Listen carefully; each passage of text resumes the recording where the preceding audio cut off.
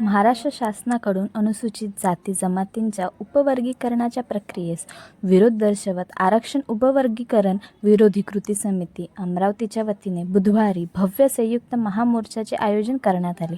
या मोर्चात SC, ST, OBC, VJNT, DT यासह एकूण 59 जातींच्या प्रतिनिधींनी मोठ्या संख्येने सहभाग नोंदविला।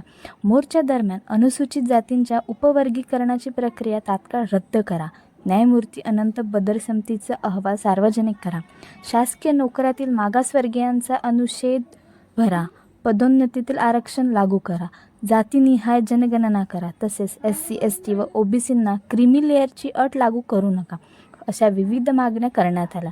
मोर्चेकऱ्यांनी सर्वोच्च न्यायालयाच्या 1 ऑगस्ट 2024 रोजीच्या निर्णयावरही तीव्र नाराजी व्यक्त केली। या निर्णयामुळे राज्यांना अनुसूचित जाती जमातींचे उपवर्गीकरण करण्याचा अधिकार देण्यात आला असून तो संविधानाच्या मूलभूत तत्त्वांच्या विरोधात असल्याचा आरोप करण्यात आला।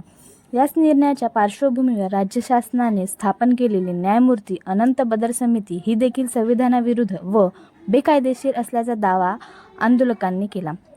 वक्त्यांनी आपल्या भाषणात डॉ. बाबासाहेब आंबेडकर यांच्या संविधान सभेतील विचारांचा संदर्भ देत जातीय विभागणी अधिक दृढ करणारे उपवर्गीकरण समाजाच्या ऐक्याला बाधा पोहोचवणारे असल्याचे सांगितले।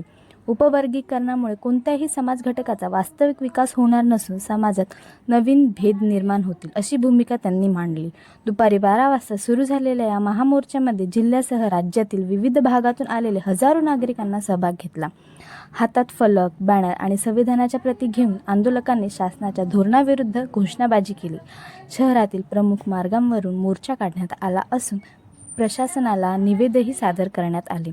यावेळी उपस्थित नेत्यांनी सरकारने उपवर्गीकरणाचा निर्णय मागे घ्यावा, अन्यथा राज्यभर तीव्र आंदोलन छेडण्यात येईल, असा इशारा देखील दिला। मोर्चामुळे शहरात काही काळ वाहतुकीवर परिणाम झाला होता।